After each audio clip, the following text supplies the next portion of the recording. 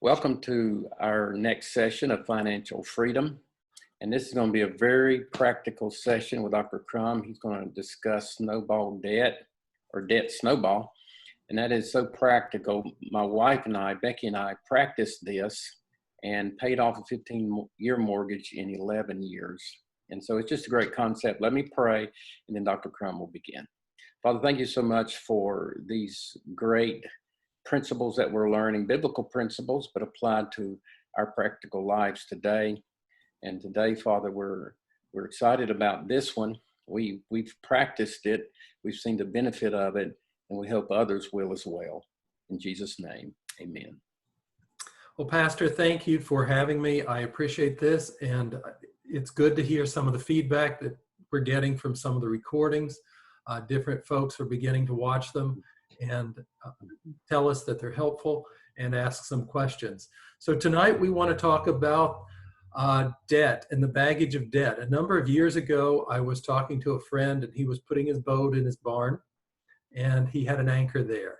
And a little later that week, I was speaking to some school teachers, and I took the anchor with me to talk about debt in front of the school teachers. And I talked with them about how debt is like this boat anchor that is weighting us down. I'm going to go ahead and share my PowerPoint here, and then we're going to review a few biblical principles, and then we're going to talk about debt reduction. Can you see the PowerPoint okay? I see the announcement. Okay, that's the first screen. Okay. So we're going to talk about some biblical principles, and I'm just real quickly going to review some of the ones that we had in the past and mention a couple more. And then as we talk about debt reduction and the debt snowball and other ways to reduce debt, I'll come back to that good steward idea, because there's some examples here in the numbers where there are good stewards and stewards who are not so good. So first of all, let's remember that our church is here to edify the believers and evangelize the lost folks. And we're here today to help build one another up in talking about money so that we can be good stewards before the Lord. We're talking about our pyramid, which starts with cash flow, and this is our income and expenses. That's what we talked about last week. And debt is a big expense. It's one of the biggest expenses we have. Perhaps the largest expense is our taxes. We pay them from when we begin our working years to when we finish. And then debt and interest is our next highest expense throughout our lifetime. Now, next week, we'll start talking about protection and cash reserves and insurance. I'll tell you the different types of insurance, and I'll give you some ideas on where you can spend less on insurance or where you might want to spend more to make sure that you're properly protected. Then finally, we talk about future income, saving and investing. And again, part of what we talk about today will influence our future income, because when we talk about the rule of 72 today, it will help us predict some of our retirement income. Now, our biblical foundation. This screen may look familiar, but it's changed. Each week it has changed. Today, I'm mentioning that there are more than 2,500 verses on or about money in the Bible. Now, whenever scholars count those verses, they count them differently, because if the verse mentions the word money, that's one thing. But if it's in a story about money, that's another thing. So some people count more than others, but it's very interesting that whenever we talk about faith and heaven and hell, we're talking about 500 more or less verses about faith, and 500 verses about heaven, or 500 verses about hell, but 2,500 verses about money. Remember, we talked about the good steward, the good manager, and the kingdom of heaven had the boss, and the boss was leaving town, and the boss gave one of his managers 5 talents, 5 bags of silver, and one of his managers 2 bags of silver, and one manager only got 1 bag of silver. And the one who got 5 gained 5 more, and the one who got 2 gained 2 more. And the boss said, "Well done, thou good and faithful servant." But on the other hand, the one who only got 1 talent, he had a poor mindset. Poverty is really a state of mind. It's not necessarily a number. It's a state of mind. But he said, I was afraid and I hid the talent. I buried it. I did not try to use it. I tried to protect it, but I didn't try to use it or grow it. And he was told he was wicked and slothful, and you should have put the money out to the market, the exchangers. You should have made the money work for you. Your money is like an employee, and you need to make sure that your employees are busy doing productive things. Since he was not productive with his money, the Lord took the money from him and gave it to the one who managed the money well, and then cast the unprofitable servant into outer darkness. He was fired, gotten rid of, probably run out of town. Now we've got some wise sayings from Proverbs. We don't labor to be rich, for riches make their own wings and they blow away like an eagle. Money comes and goes. Don't let our hearts be envious, but fear the Lord and focus on that. Some other things. Don't get caught up among the winebibbers and those who live riotous lives and the drunkards. They come to poverty. Listen to your father. Buy the truth and don't sell the truth. Also buy wisdom, instruction, and understanding. We're getting wisdom, instruction, and understanding now. Proverbs tells us other things. It talks about drugs. Alcohol is like a drug. It talks about immorality and other addictions. Read it. It's there. Now let's look at Luke. In the New Testament, consider the ravens. They don't plant their own seeds, but God feeds them. And how much more important to God are we than the fowls of the air, the birds? Consider the lilies, how they grow. They don't worry about it, but they're beautiful. And if God clothes the grass that we're going to cut and throw away, how much more will he clothe us? O ye of little faith. It boils down to our faith and our hope. Don't be double-minded. Have faith and hope. Your Father knows what we need, and we need to seek the kingdom first, and these other things will come. Fear not, little flock. It is your Father's good pleasure to give you the kingdom. Now, if God feeds the birds and God grows the flowers, he will grow us too. Now, Proverbs 22:7. I grabbed these really quickly out of Bible Gateway because it's the one verse I want to focus on for today. And I'm not going to talk about it so much as I'm going to plant a seed and then pause a moment so that you can contemplate it. Remember I said debt is like a boat anchor? Well, these are different versions, different translations of the Bible, but they're all translated more or less the same. The rich rule over the poor. That's what Matthew 25 said. The guy who had 5 talents got 5 more, then he had 10 talents, and he had a whole lot more than the poor guy with only 1. But the one guy lost his, and then the rich guy who had 10 now has 11. And he's going to double them soon. Then he'll have 22. We're going to talk about doubling. But look at all of these different translations, and they say the rich rule over the poor, and a borrower is a slave, a servant. Now look at this picture. As I started looking for these pictures, I kept coming across images of human slavery. It's disturbing. But now when I go through the airports, there's signs in the restrooms about paying attention and watching regarding human slavery, trafficking. Debt is just like this. If you have debt right now in COVID and you're not working, you're worried. But if your bills are paid off, if your house is paid off, and your expenses are low, you're not so worried. That worry drags us down. It can take our health away. So consider what's going on with that. Now let's talk about cash flow, income and expenses. Your budget, remember we talked last week, your budget, your spending plan. Well, let's remind ourselves why our budget is our buddy. Our buddy is our friend. When I was young, we had a swimming buddy, and that swimming buddy was always keeping their eye on me, and I was keeping my eye on him because we didn't want to go underwater. Our budget is our buddy. How so? It makes us aware of what's going on. Like the gas gauge on the car, we know how much fuel is left. We know when the fuel is running too low, too fast. We know when we've got plenty. That gives us freedom, freedom of mind, and the ability to make decisions before we panic. It tells us what we can afford, and we can enjoy what we afford. We don't enjoy what we can't afford. Every time we do that fun thing, that shiny, fast object, whatever it is, if we're paying debt on it, it kind of nags and drags us down like that boat anchor or the chains around our feet. I already mentioned how it frees us from worries, but our budget helps us to be prepared for surprises. It also protects our margin to give and to save.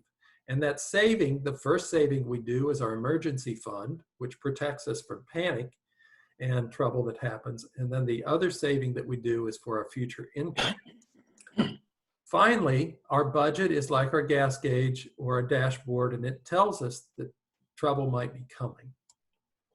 Now, what is our spending plan? It's simply a list of what money is coming in, what money is going out, as well as the list of items lets us look at it to see what's necessary and what's optional.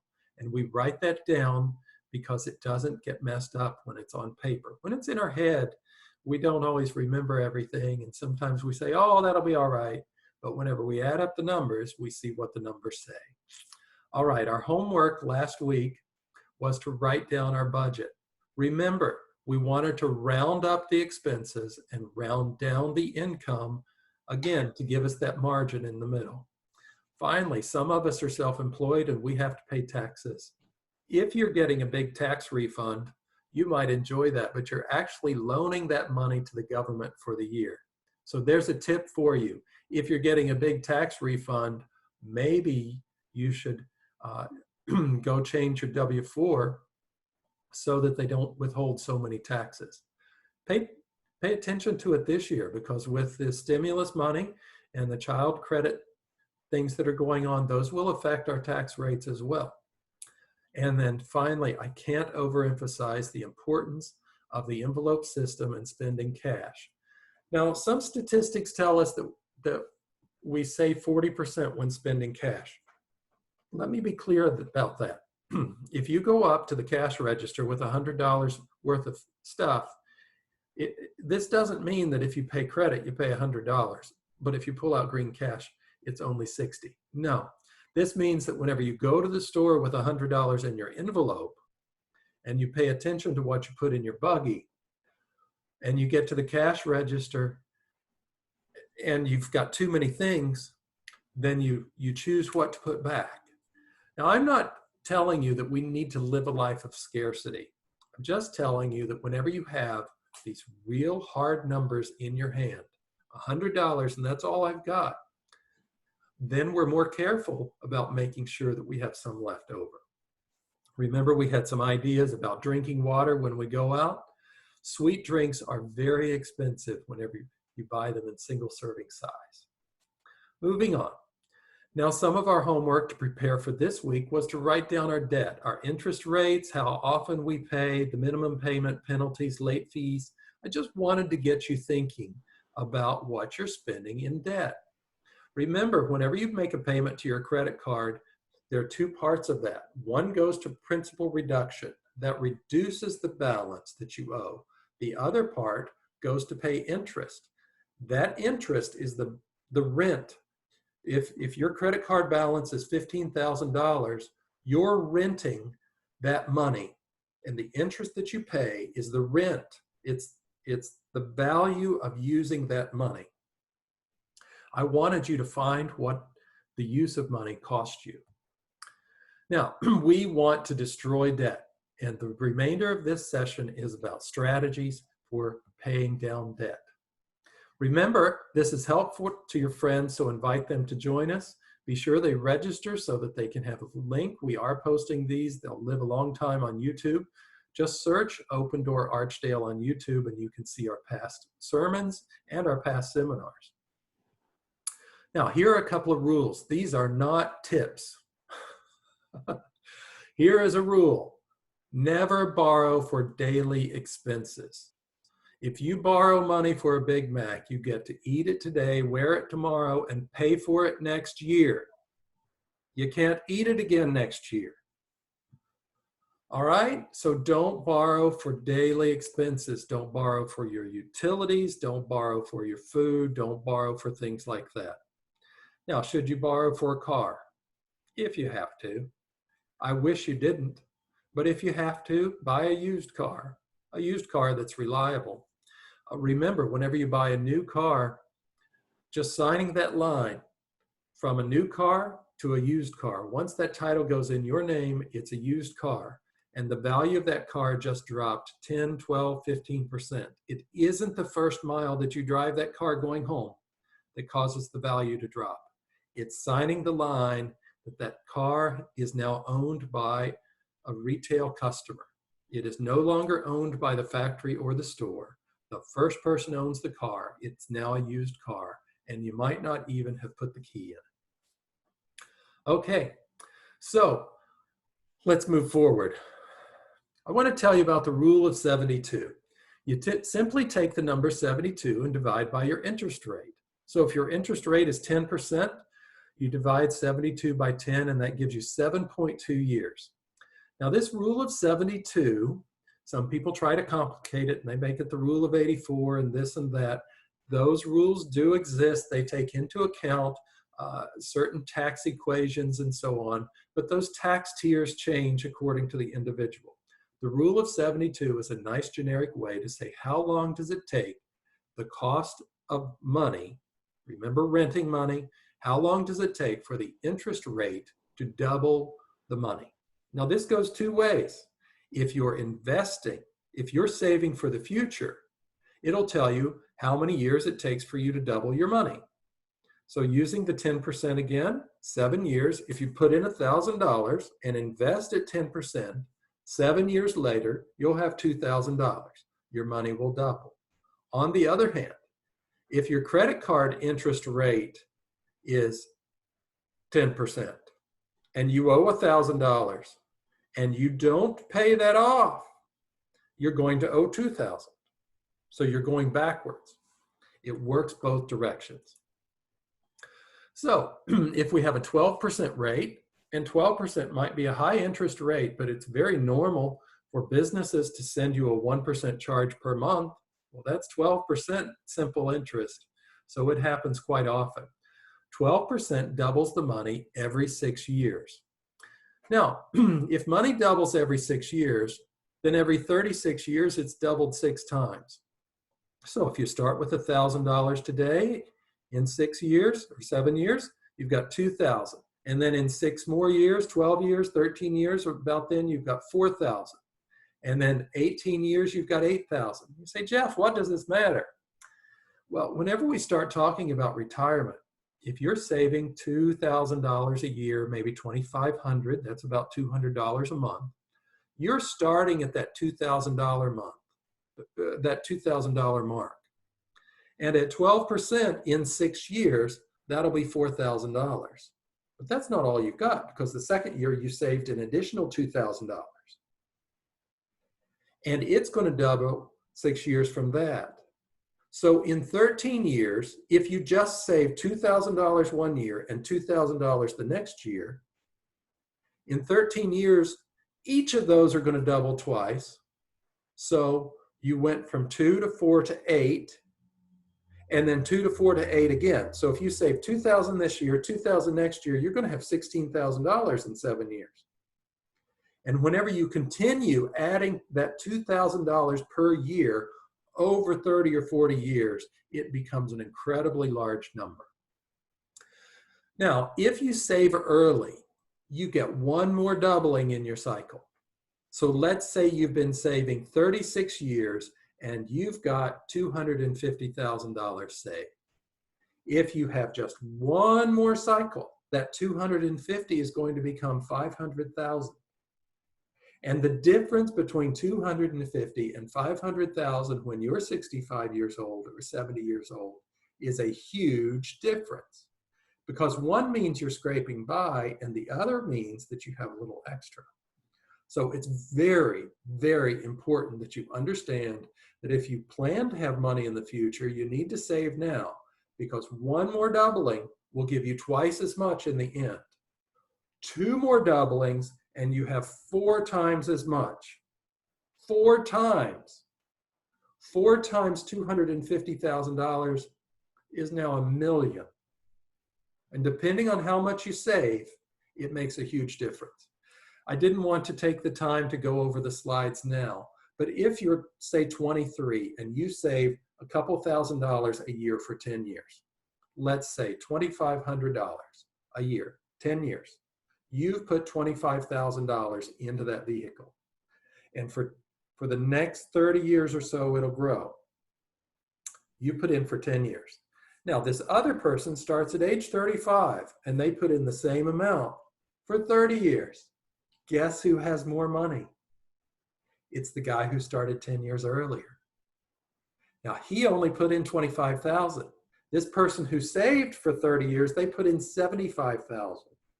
And they still don't have as much as the guy who started earlier, because the guy who started earlier got 1 or 2 more doublings in and ends up with a whole lot more money than that person who started later. So big tip here, no matter where you are in life, start now. You can't fix what you didn't do in the past, but you can start now. Other applications. When will my pay double? If you get a COLA raise, a cost of living adjustment, and it's 2.5%, you can take 72 and divide by 2.5%, and somewhere 30 years down the road, that money's going to double. When will inflation cut my purchasing power in half? Same story. If inflation is 3%, you take 72 and divide by 3, and you end up with what? 23, something like that. In 23 years, that loaf of bread that you bought today will be a half a loaf of bread 23 years from now.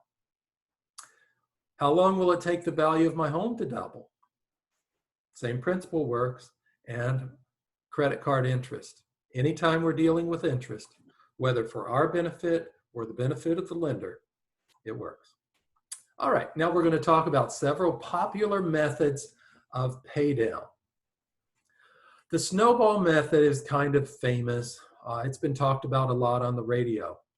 It simply means that you pay your lowest balance first, and once that's paid off, you take that payment and apply it to your next lowest balance. Okay? The avalanche method means you pay off the highest interest rate first.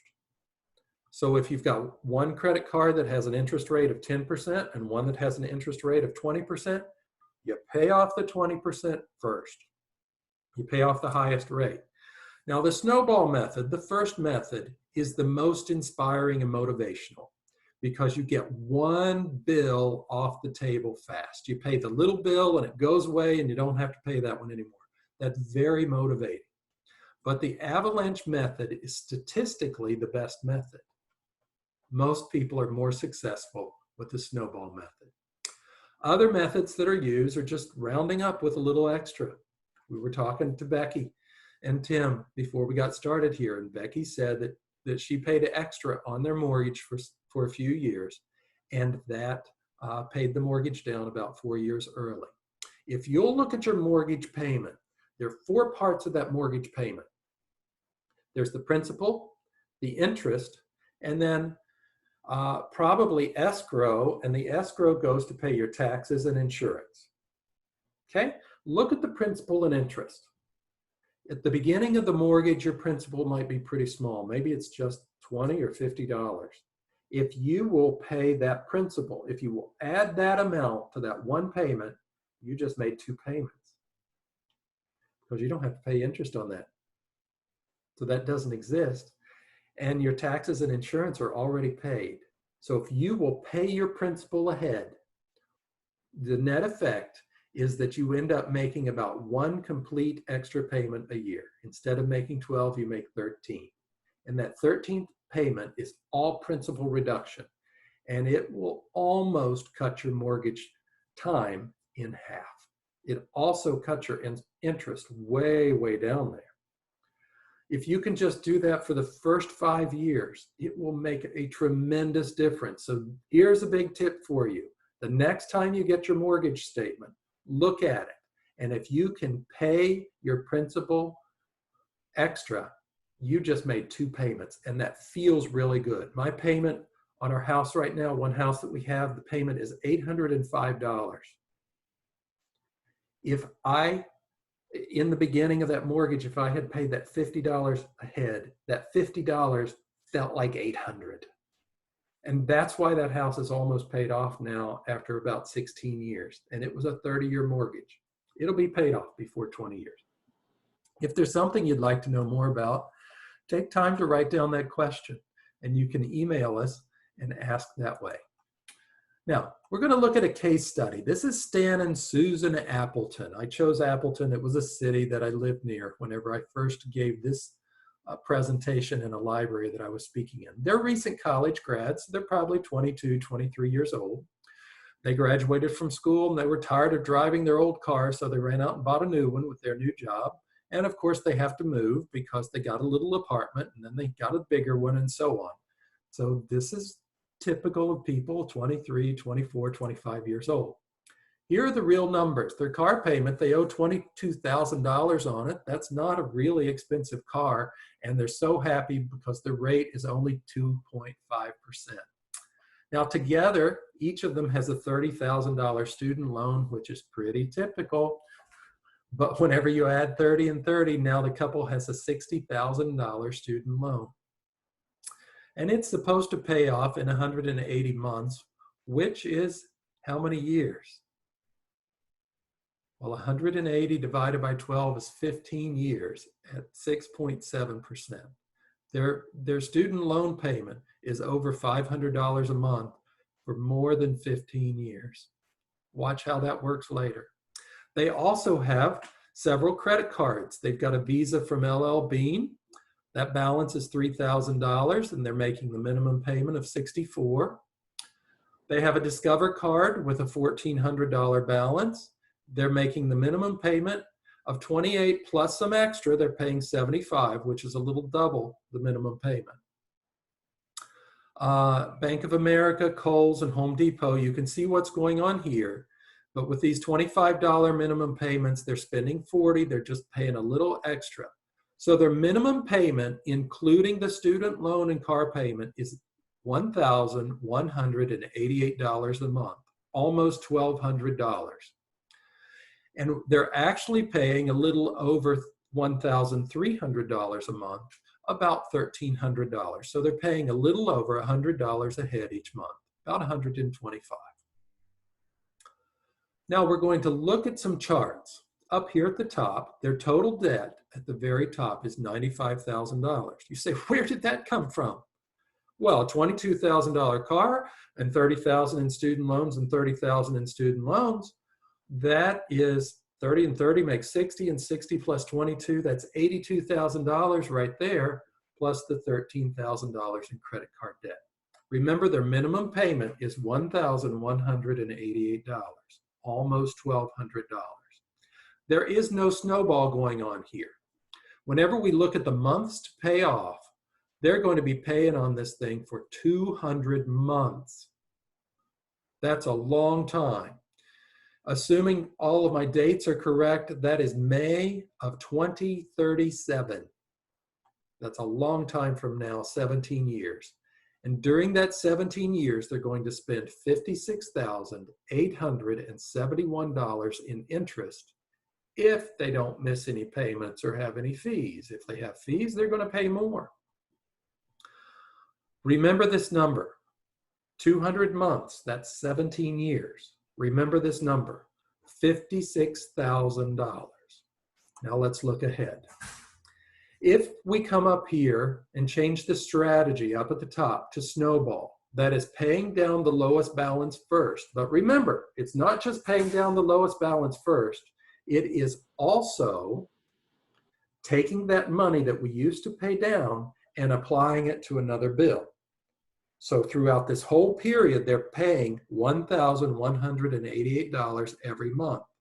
However, how many months were we paying previously? It was 204 months. But by reallocating, repurposing that payment from that payment that got paid off, by repurposing that payment, now we've gone from 204 months to pay off to 113 months. That's a difference of 90 months, 91 to be exact. 91 months is a lot of years. Remember, the payoff date of the previous screen was May of 2037. Now the payoff date is October of 2029. There's a difference between 2029 and 2037. That's 8 years. And all they did was repurpose that payoff to another debt. They didn't run out and party. Look at the bottom line here. They still spent $38,000 in interest, but $38,000 is much better than 56. Look at that. Which one do you want to spend, 56 or 38? How about the months? 113 months or 204? Look at what they spent extra each month. Nothing. All they did was repurpose their money. That's the secret of the snowball. Pay off a small bill, take that payment, and apply it to another bill. In the end, they saved about $18,000. That's a big number. Now, up at the top, they were paying $1,300 a month, remember? So they are adding $126 a month to their snowball. And by making that extra payment of $126 and repurposing those payments when the bills get paid, they knocked their debt down to 79 months. 79, that's 6.5 years. That is March of 24 compared to the starting place. We started up here in the 17s, remember? So this isn't a current chart. But they got it down to about 6.5 years. 6.5 years is dramatically different from the 17 years that we started with. And look at the bottom line down here. Instead of spending $56,000 in interest, they spent $20,000 in interest for a difference of $36,000. Now the avalanche versus the snowball. I already mentioned this, but I want you to think about it. The snowball motivates us because we get one bill off the table fast. But the avalanche moves us downhill faster because we get the highest interest rate or the highest expense off the table faster. So if this couple, Stan and Sue, spends that $1,300 a month to make their minimum payment plus a little bit, and they keep doing that, they'll pay off their debt in about 6 or 7 years instead of 17. That's 10 years extra that they don't have debt. What happens if they take that money? Let's assume they're 42. They take that $1,300 a month and invest it for the next 8 years until they turn 50. They'll have $161,000 on hand. That's only at 6%, which is a very reasonable rate of return. If they keep investing, as that money doubles, remember our rule of 72 and how often it doubles, and they keep adding to the corpus every year, the principal, they add to the principal, plus they add the interest in every year, they'll have over $1 million whenever they're in their 60s. That's how you become a millionaire. And a millionaire is not that big a deal anymore. So, what are some tips that you can write down? The rule of 72, that's a good idea. How can you save money? Don't charge your hamburgers. Do not put daily expenses on your credit card. No, no, no. You end up paying for them many times over. What are some other ideas that you've gotten? Jot them down. Is there anything you want to talk about? Feel free to stop the video here. You can run it back a few minutes and look through this. Remember, if you want to get out of debt, stop going in. You're going to go backwards if you keep charging. You have to stop. That's why people say get out your scissors and cut up the credit card. I'm not an advocate of cutting up the credit card because I need my credit card some days. But there are many days that I don't touch my credit cards. Many of my balances are zero and I always pay off the balance every month. Always. I do not remember the last time I paid credit card interest. All right, we're going to move on. In the next 3 weeks, we'll keep talking about money saving tips. We'll review something about paying down debt. But our purpose of the next couple of weeks is to talk about protection from setbacks, talk about saving for the future and large expenses that are looming, and leaving a legacy that's free of stress. I want to encourage you again to invite a friend. Remember, protection is planning ahead for expenses that will happen. We just don't know when they'll happen. And the future income is we're preparing to pay for tomorrow today. Now, each week I want to remind you, look ahead, take a picture, form a picture in your mind of where you want to be at the end of the year or in 5 or 10 years. Maybe you need to write your obituary. Maybe you need to write some exciting announcement of something that you achieved. Money holds us back like that boat anchor. That guy who hid his money and didn't make it work for him lost what he had. He lost it because the boss took it back. But due to inflation, if we stick money under our bed, we can put in $100, and in a few years, it will only buy $50 worth of stuff in today's terms. What will buy 1 loaf of bread today will only buy half a loaf of bread whenever that money doubles due to inflation. We've seen it happen with the stamps, bread, gasoline prices are kind of crazy. I'm not sure I can use those for examples right now, but we know that expenses go up over time. You know, my parents bought their home that I grew up in, I don't know, 1961, 1962. They paid about $5,500 for it. They sold it for a lot more than that.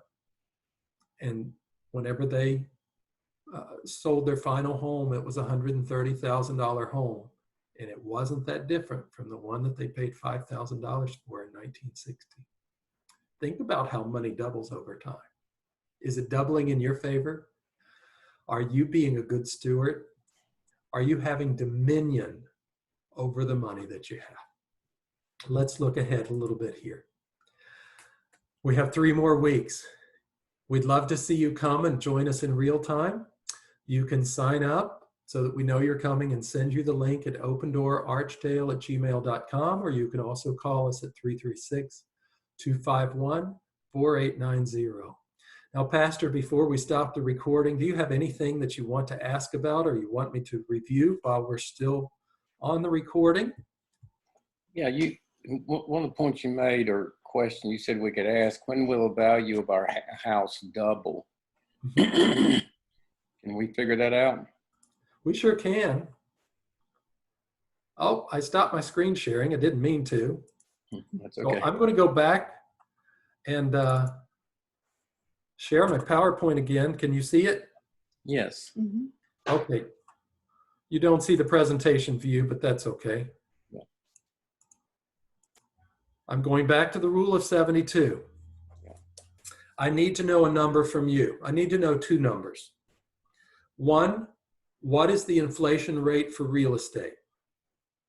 1.5%, 1%, 2%, 3%, I don't know, but I have to have an interest rate to guess with.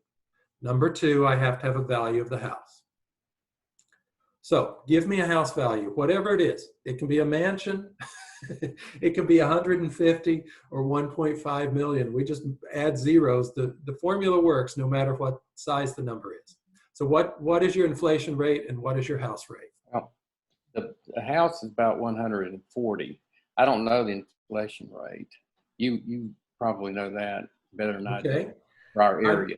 I'm just going to, actually the 140 doesn't matter so much. So I take 72 and I divide by, let's say, a 2% inflation rate. In 36 years, that house is going to double. So if it's 140 now, at a 2% inflation rate, it's going to be 280 in 36 years. Okay. We won't be here. Oh, you'll be 100. I have friends who are 100. I have one friend who's turning 102 soon, but He just fell and broke his hip. And at this stage of life, we probably know what that means. Yeah. So you divided the 2% inflation rate into 72. It's 72 divided by the interest rate. Right. And it comes up with 36. Yeah. Okay. Okay? Mm-hmm. And it works for anything. If you've got a credit card and you're paying 25% interest, 72 divided by 25, in a little less than 3 years, your balance is going to double if you don't pay it down. Why is 72 the magic number? Because it works. Okay. It's a real close approximation that works. Okay. It's not an exact number. You and I talked last week about the tax tiers. Depending on how the taxation affects your income and things, 72 is not the perfect number, but it gives us an idea. Gives us an approximate idea. That's good. Uh-huh. Yeah.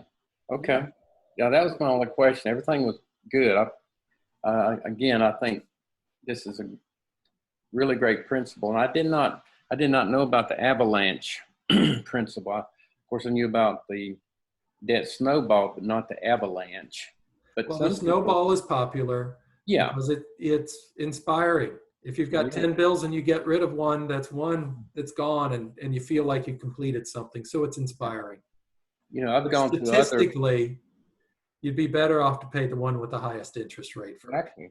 I've gone through other financial seminars. They've mentioned debt snowball. That's the first I've heard of the avalanche principle, which I think is good for people to know. If they're motivated, they can use that. If you're motivated and disciplined, you pay off the highest interest first. Yeah. That's good. I appreciate that. Mm-hmm. All right. Well, thank you for coming. And I wish you the very best. Let me know if I can help you along the way, okay? Are we on?